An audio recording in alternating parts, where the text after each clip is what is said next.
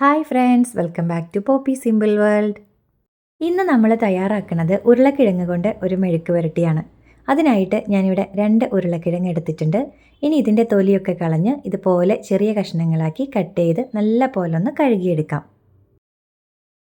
ഇനി മെഴുക്ക് പുരട്ടി തയ്യാറാക്കാം. അതിനായിട്ട് ഞാനിവിടെ ഒരു ചട്ടി അടുപ്പത്ത് വെച്ചിട്ടുണ്ട്. അത് നല്ല പോലെ ചൂടായി വരുമ്പോഴേക്കും അതിലേക്ക് വെളിച്ചെണ്ണ ഒഴിച്ചു കൊടുക്കാം.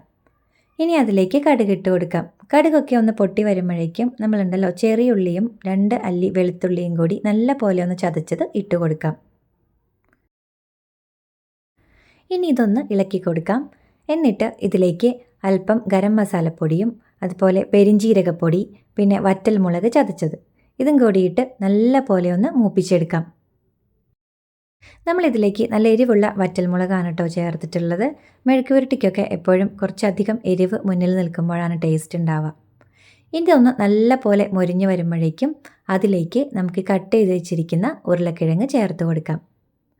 ഇനി ഇതിലേക്ക് ആവശ്യത്തിന് ഉപ്പ് ഇട്ട് കൊടുക്കാം. എന്നിട്ട് നല്ല പോലെ ഒന്ന് ഇളക്കി കൊടുക്കാം. ഇനി ഇതിലേക്ക് ഒരല്പം കുരുമുളക് പൊടിയും അതുപോലെ വേപ്പിലയും കൂടി ചേർത്ത് കൊടുക്കാം. വീണ്ടും നല്ല പോലെ ഒന്ന് ഇളക്കി കൊടുക്കാം. ഇനി അതിലേക്ക് ഇത് വേവുന്നതിനാവശ്യമായ ഒരല്പം വെള്ളം കൂടി ചേർത്ത് കൊടുക്കുന്നുണ്ട്. ഇനി ഇതെല്ലാം കൂടി ഇളക്കി യോജിപ്പിച്ചതിന് ശേഷം നമുക്കൊരു 10 മിനിറ്റ് ഇതൊന്ന് അടച്ചു വെച്ച് വേവിച്ചെടുക്കാം. നമ്മളുണ്ടല്ലോ ഈ ഉരുളക്കിഴങ്ങൊക്കെ തീരെ ഘനം കുറച്ച് അരിയുന്നതുകൊണ്ട് തന്നെ പെട്ടെന്ന് വെന്ത് കിട്ടും കേട്ടോ. ഉരുളക്കിഴങ്ങ് ഒത്തിരി അങ്ങോട്ട് വെന്ത് ഉടഞ്ഞു പോകരുത് കേട്ടോ, അപ്പോൾ അതിനൊരു ടേസ്റ്റ് ഉണ്ടാവില്ല. ഈ ഒരു പാകം നോക്കി വേണം കേട്ടോ നമ്മൾ എടുക്കാൻ വേണ്ടി. ഇതിപ്പോൾ കറക്റ്റ് പാകത്തിനായി കിട്ടിയിട്ടുണ്ട്. ഇനി ഇതെല്ലാം കൂടി നല്ല പോലെ ഒന്നുകൂടി ഇളക്കി കൊടുക്കാം കേട്ടോ. ഇനി ഞാൻ ഇതിലേക്ക് കുറച്ച് കായത്തിൻ്റെ പൊടി കൂടി ആഡ് ചെയ്ത് കൊടുക്കുന്നുണ്ട് കേട്ടോ. വീണ്ടും ഒന്നുകൂടി മിക്സ് ചെയ്ത് കൊടുത്തതിന് ശേഷം നമുക്ക് ഫ്ലെയിം ഓഫ് ചെയ്യാം. അപ്പോഴേക്കും ടേസ്റ്റി ആയിട്ടുള്ള ഉരുളക്കിഴങ്ങ് മെഴുക്ക് പുരട്ടി തയ്യാറായിട്ടുണ്ട്.